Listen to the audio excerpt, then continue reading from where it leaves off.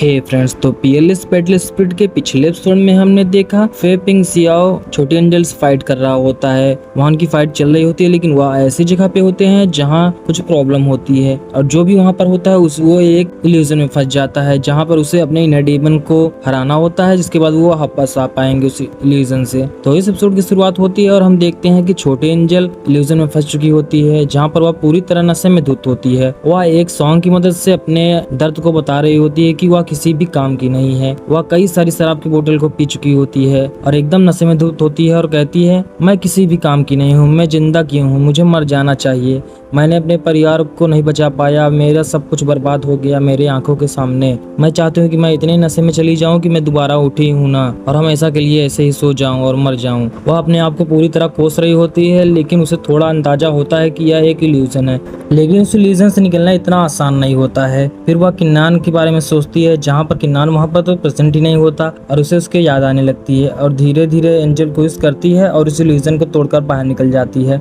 जहाँ पर किन्नान ने उसकी ज्यादा मदद की थी उस इल्यूजन को तोड़ने में, जिसकी वजह से उसे रियलाइजेशन होता है कि यह एक इल्यूजन है। और फिर हम देखते हैं सियाओ और फिंग की फाइट चल रही होती है बाहर, जहां वह फाइट काफी इंटेंस हो चुकी होती है। वह दोनों एक दूसरे पर अटैक किए जा रहे होते हैं और दोनों एक बराबरी के होते हैं, लेकिन फिर फिंग उसके सभी अटैक को आसानी से रोक रहा होता है जहां पर वो भारी होता है। लेकिन फिर सियाओ एक आइस वॉल को बना देती है फेफिंग को रोकने के लिए, लेकिन फेफिंग उसे आसानी से तोड़कर बाहर निकल जाता है और आगे बढ़ता है। लेकिन तभी वहाँ पर छोटी एंजल आ जाती है जो फेफिंग को अपने वाइन्स की पावर में जकड़ लेती है पूरी तरह से, जिसके बाद फेफिंग हिल भी नहीं पा रहा होता है। और फिर सीन चेंज हो जाता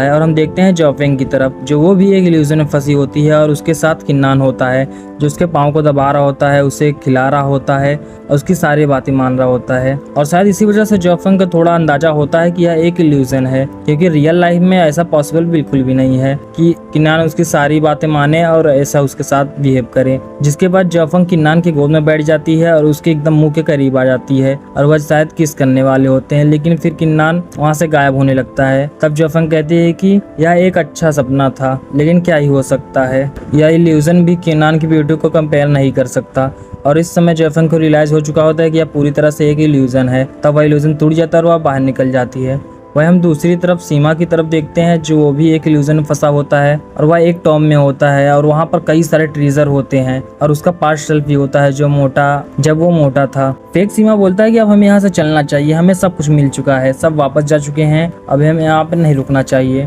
पर रियल सीमा कुछ सोच में पड़ा होता है और खड़ा होता है, जिसके बाद फेक सीमा कहता है, क्या तुम आगे बढ़ना चाहते हो? तुम्हें पता नहीं कि हम इस टॉम के आगे नहीं जा सकते, हमारे पास इतना पावर नहीं है कि हम आगे बढ़ पाए, हमें सब कुछ मिल चुका है, हमारे पास ट्रीजर है, इतने सारे खजाना है, अब हमें खाने पीने की कोई दिक्कत नहीं होगी, हमने बहुत बुरी तरह जिंदगी काटी है, लेकिन हमें कोई परेशानी नहीं होगी, हमारे पास कपड़ा होगा, खाना होगा, अब हमें वापस चलना चाहिए। लेकिन फिर रियल सीमा कहता है कि मुझे अब ट्रीजर की कोई जरूरत नहीं, क्योंकि मेरे पास अब ट्रीजर से भी ज्यादा कुछ अच्छा है, जो ट्रीजर उसे जो कि दोस्ती है। और उसे एहसास हो जाता है कि यह एक इल्यूजन है और उसे यहाँ से निकलना ही होगा, जिसके साथ उसका भी इल्यूजन टूट जाता है और वह बाहर निकल जाता है। और हम दूसरी तरफ देखते हैं कि छोटी एंजल एक बहुत पावरफुल अटैक को करने वाली होती है फेपिंग के ऊपर, जिसको अपने पावर में जकड़ा हुआ होता है, लेकिन वो अटैक कर पाती उससे पहले ही फेपिंग ने अपने पोजीशन चेंज करने की पावर का यूज करके सियाओ के साथ अपना पोजीशन चेंज कर देता है, जिसकी वजह से सियाओ फेपिंग के प्लेस पर आ जाती है। यह देखकर छोटी एंजल अपने अटैक को बहुत ही कोशिशों के बाद रोक पाती है, वरना सियाओ की जान भी जा सकती थी।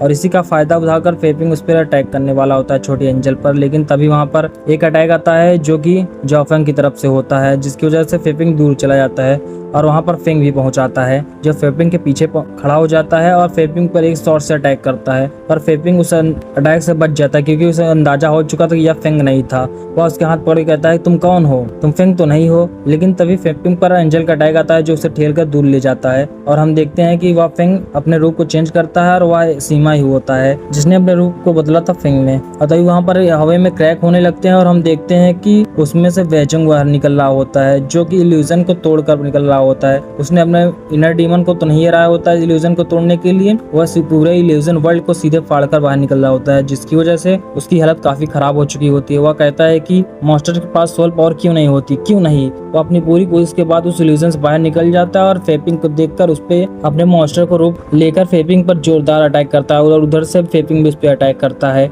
और उनमें फाइट होने वाली थी, लेकिन फिर सीन चेंज हो जाता है और हम सेक्ट में देखते हैं जहाँ पर फेपिंग का मास्टर आ जाता है और जिसका स्वागत सभी करने लगते हैं क्योंकि वह एक अपर डोमन का बंदा होता है। स्वागत करने के लिए वहाँ का फाउंडर भी आया होता है उस सेक्ट का, जिसे देखकर काफी सभी हैरान हो जाते हैं कि फाउंडर भी आया है इस बंदे का स्वागत करने। वह वहाँ पर बैठता है, वह वहाँ पर सभी डिसाइपल के परफॉर्मेंस को देखने के लिए आया होता है और कहता है कि सी ऑफ डार्कनेस में सभी डिसाइपल इसमें फाइट कर रहे होंगे टीजर के लिए, लेकिन हम सब देख भी नहीं सकते उसे कि वहाँ पर क्या चल रहा है। लेकिन तुम लोग चिंता ना करो, मेरे पास एक ट्रीजर है जिसकी मदद से हम सब कुछ देख सकते हैं कि अंडरवर्ल्ड में क्या चल रहा है और उसको एक्सप्लोर कर सकते हैं। वो अपने ट्रीजर को निकालता है और उसको यूज करता है, लेकिन हम उसके आगे कुछ नहीं दिखाया जाता और हमें सी ऑफ डार्कनेस के अंदर दिखाया जाता है जहाँ पर फेपिंग काफी बुरी हालत में होता है। वह बहुत थक चुका होता है, लेकिन फिर हम देखते हैं कि उसने वहाँ पर सभी को हरा चुका होता है। बेजोंग भी जमीन पर गिर पड़ता है और हम देखते हैं सियाओ जियांग सभी जमीन पर बेहोश पड़े होते हैं और छोटी एंजल बस होश में होती है जो कुछ हीलिंग पिल्स को खाती है, लेकिन वह काफी नहीं होती। वह काफी इंजर्ड हो चुकी होती है और वह किन्नान के बारे में सोचती है कि कहती है कि किन्नान तुम कहाँ हो, अगर तुम अभी नहीं आए तो हम सब मारे जाएंगे। किन्नान अब आखिरी उम्मीद थी उनकी, अगर किन्नान सही वक्त पर नहीं आए वह सच में सभी मारे जाएंगे। फिर हम फेपिंग को देखते हैं जो बेजोंग के पास जाता है और कहता है कि मैं बहुत ही दयालु इंसान हूँ, मैं किसी को तड़पता हुआ नहीं देख सकता, इसलिए मैं उसको मारकर उसकी सफरिंग को खत्म कर देता हूँ। और वह अपने स्वॉर्ड को उठाता है बेंजोंग को मारने के लिए, लेकिन तभी वो उस पर एक अटैक आता है जो उसकी स्पेयर दूर जा गिरती है। और हम देखते हैं एक बंदे को जो कहता है कि अगर तुम यहाँ पर ट्रीजर को हासिल करने के लिए आए तो सिर्फ ट्रीजर के बारे में सोचो और इसको हासिल करो और लो यहाँ से निकलो, तुम्हें किसी की मारने की जरूरत नहीं है, क्या तुम में इतनी भी कॉमन सेंस नहीं है। और फिर वहाँ पर एक हंसने की आवाज आती है और हम देखते हैं कि वहाँ पर गाँव भी पहुंच आता है जो कहता है कि मैं उस अपने भाई जैसा नहीं हूँ, मुझे किसी की मरने की कोई चिंता नहीं, अगर तुम्हें ट्रीजर चाहिए तो तुम मेरे पास आ सकते हो, मैं तुम्हें दूंगा, लेकिन उसके लिए तुम्हें मुझे हराना होगा और मुझे मारना होगा, तो जल्दी से आओ मुझसे फाइट करो, तुम एक सिर्फ बच्चे हो, अगर तुम्हें चाहिए ट्रीजर तो जल्दी मेरे पास आओ। और यह एपिसोड यहीं पर समाप्त हो जाता है। अगला एपिसोड देखने के लिए वीडियो को लाइक और चैनल को सब्सक्राइब जरूर करें।